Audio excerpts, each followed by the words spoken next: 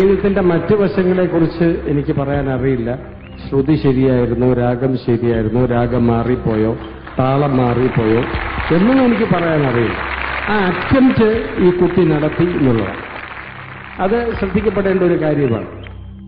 ഒരു ഗായികയുടെ പാട്ട് തിരഞ്ഞെടുക്കാതെ SPGയുടെ പാട്ട് തന്നെ തിരഞ്ഞെടുത്തു എന്നുള്ളത് അത് എന്നെപ്പോലെ സംഗീതത്തെപ്പറ്റി അറിഞ്ഞുകൂടാത്ത ചെവികൾക്ക് സുഖിക്കുന്ന രീതിയിൽ ആ കുട്ടി പാടി എന്നുള്ളതാണ്. പക്ഷെ എന്റെ വ്യക്തിപരമായ അഭിപ്രായം, എനിക്കിഷ്ടം യദു എന്ന് പറഞ്ഞ പയ്യന്.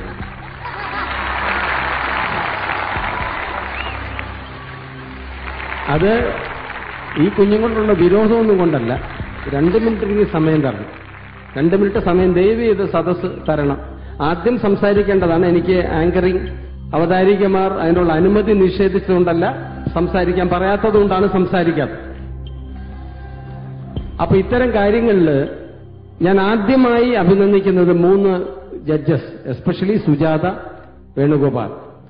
അവരുടെ സ്നേഹമസൃണമായ പെരുമാറ്റവും ക്ഷമയും തെറ്റുകുറ്റങ്ങൾ സ്നേഹത്തോടുകൂടി കുഞ്ഞുങ്ങൾക്ക് പറഞ്ഞു കൊടുക്കാനുള്ള മനസ്ഥിതി, അതവർ ഈ പ്രോഗ്രാമിൽ മൊത്തം മിസ്റ്റേക്കുകൾ വന്നാൽ കളിയാക്കാതിരിക്കുകയും അത് തീർച്ചയായിട്ടും റെക്ടിഫൈ ചെയ്യണം എന്ന് സത്യത്തിൽ അവർ രണ്ടുപേരും ഗുരുനാഥരുടെ സ്ഥാനമാണ് എനിക്ക് തോന്നിയിട്ടുള്ളത്.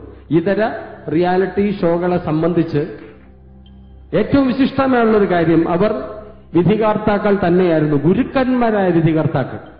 അല്ലാതെ മത്സരത്തിലുള്ള പാളിച്ച കൊണ്ട് ഇച്ചിരി അബദ്ധങ്ങൾ പറ്റിയാൽ അത് വെച്ച് പ്രേക്ഷകരെ ചിരിപ്പിക്കാനുള്ള വിഫല ശ്രമമൊന്നും അവർ ചെയ്തിട്ടില്ല എന്നുള്ളതാണ് അവർക്കുള്ള ഏറ്റവും വലിയ ക്രെഡിറ്റ്.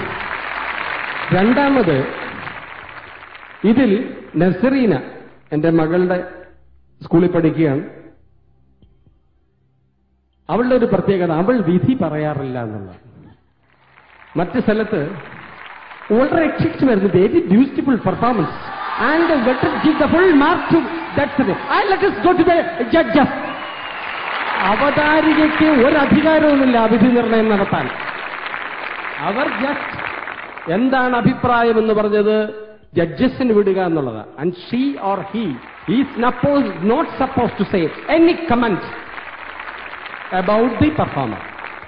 അത് ഇനി മുതൽ ശ്രദ്ധിക്കേണ്ടത് ആവശ്യമാണ്. അവനവന്റെ ജോലി ചെയ്യുക, അതാണ് ഭംഗി. ഇതെനിക്ക് എന്റെ വികാരങ്ങളാണ്. അത് ഈ വേദിയിൽ പറഞ്ഞില്ലെങ്കിൽ ശരിയാവില്ല. നാളെ ആരും ഒന്ന് പറയത്തില്ല, മിസ്റ്റർ ജയറാമും പറയുകയല്ല.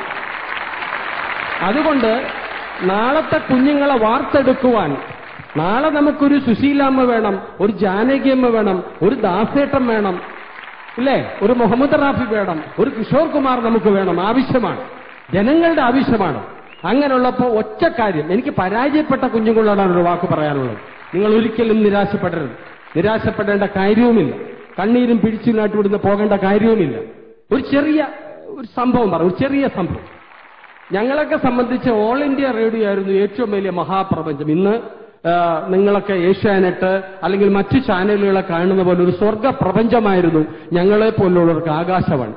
അവിടെ എങ്ങനെയെങ്കിലും ഒരു നാടകം അഭിനയിക്കാൻ ഒരു അവസരം കിട്ടിയാൽ 10 രൂപയേ ഉള്ളൂ. അന്നത്തെ 10 രൂപ എന്ന് പറഞ്ഞാൽ ഇന്നത്തെ ഭിക്ഷക്കാർക്ക് നമ്മൾ കൊടുക്കുന്ന തുകയാണെന്ന് ആലോചിക്കണം. അന്ന് 2 എണ്ണ കൊണ്ട് 3 ദോശയും രസവടയും, അത് കഴിഞ്ഞാൽ 1 രൂപ കൊണ്ട് സമൃദ്ധമായ ആഹാരവും കിട്ടിയിരുന്ന ഒരു കാലഘട്ടത്തിലാണ്. ഒരു കോളേജ് വിദ്യാർത്ഥിക്ക് 1 രൂപ മതി 3 നേരത്തെ ഭക്ഷണത്തിന്. അങ്ങനെയുള്ളൊരു കാലഘട്ടത്തിൽ വന്ന ഒരു വിദ്യാർത്ഥിയാണ് ഞാൻ. അങ്ങനെയുള്ളപ്പോൾ ഓൾ ഇന്ത്യ റേഡിയോയിൽ ഒരു നാടകം കളിക്കുകയോ പാട്ടുപാടാനോ ഒരു ക്ഷണം കിട്ടിയാൽ അതൊരു വലിയ ഭാഗ്യമായിട്ട് കരുതിയിരുന്ന ഒരു കാലഘട്ടത്തിൽ സംഗീതത്തിന് ഓഡിഷനുണ്ട്. ഇന്നത്തെ പോലെ തന്നെ പ്രഗത്ഭരായ നമ്മൾ സുജാതയോ അല്ലെങ്കിൽ വേണുഗോപാലോ അല്ലെ MG ശ്രീകുമാറോ ശരത്തിനോ പോലുള്ള ഒരു വലിയ വിദഗ്ധ പാനൽ തീരുമാനിക്കുന്നു, കേരളത്തിലെ സർവകലാശാലകളിലെ പാടാൻ കഴിവുള്ള നിരന്നു നിൽക്കുന്ന കുഞ്ഞുങ്ങളെ പോലുള്ള കുട്ടികൾ അവിടെ വരുമ്പോൾ അവർ പാട്ടുപാടുകയും ആ പാട്ടിന്റെ അടിസ്ഥാനത്തിൽ ഇവനെ കൊള്ളാം ഇവളെ കൊള്ളാം എന്ന് പറഞ്ഞ് ജഡ്ജസ് മാർക്കിടുകയും അവർക്ക് ഓൾ ഇന്ത്യ റേഡിയോയിൽ നിന്നും രാഷ്ട്രപതി ഒപ്പിട്ട 10 രൂപയുടെ ചെക്ക് എന്ന് കൊടുക്കുമായിരുന്നു. അങ്ങനെ ഒരു വിദ്യാർത്ഥി, ഇന്ന് MG രാധാകൃഷ്ണൻ ചേട്ടൻ താമസിക്കുന്ന വീടിന്റെ ഫ്രണ്ടിൽ ഒരു പൈപ്പ് ഉണ്ടായിരുന്നു പണ്ട്. അന്ന് റോഡിൽ പൈപ്പ് ഉണ്ടായിരുന്ന സമയം വീടുകളിൽ പൈപ്പ് ഇല്ലായിരുന്നു. അന്ന് വീടുകളിൽ പൈപ്പ് വന്നത് പിന്നെയാണ്, റോഡിലാണ് ഈ പൈപ്പൊക്കെ ഉള്ളത്.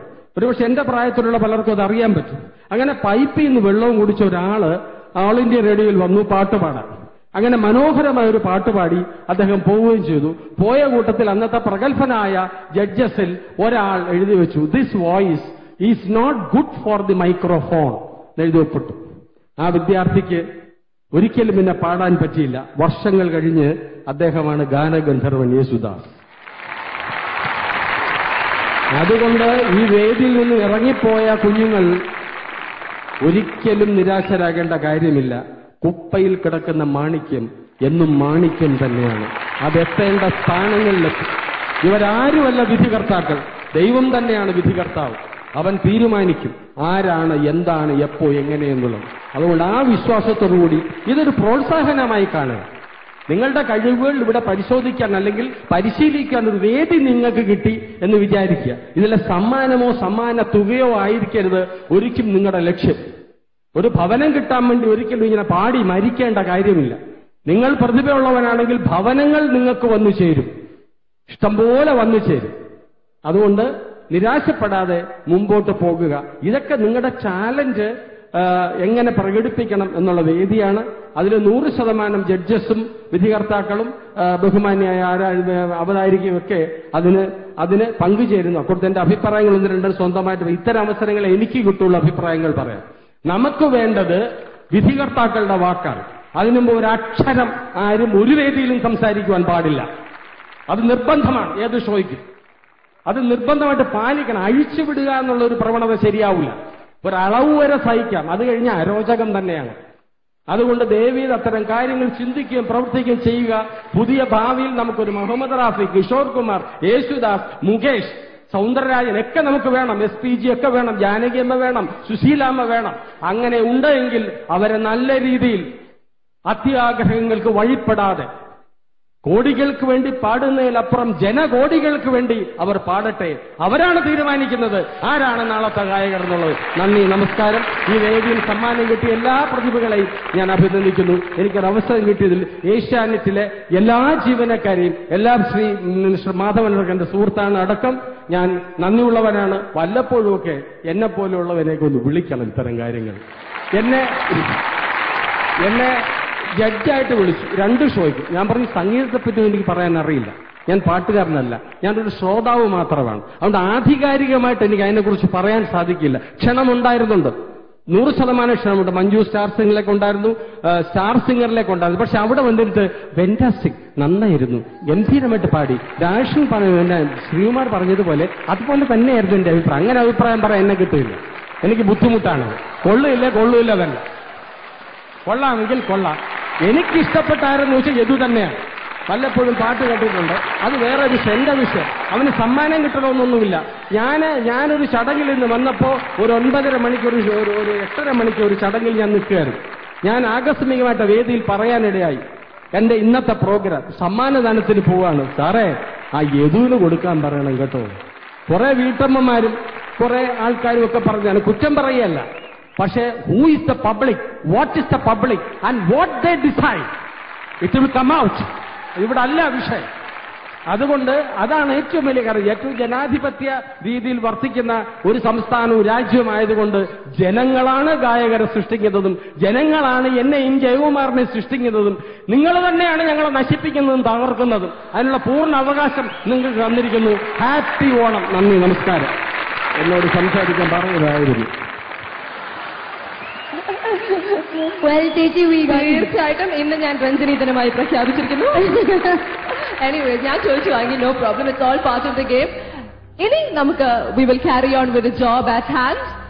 നെസ്ലെ മാൻ Star Singer Junior season 2 grand ഫിനാലയിൽ റിസൾട്ട് കാത്തു നിൽക്കുന്നു ആദർശ് ആൻഡ് വൈശാഖി.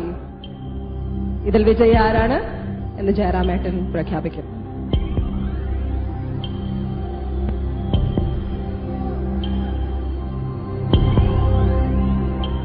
ആരായാലും രണ്ടുപേരും വളരെ നന്നായിട്ട്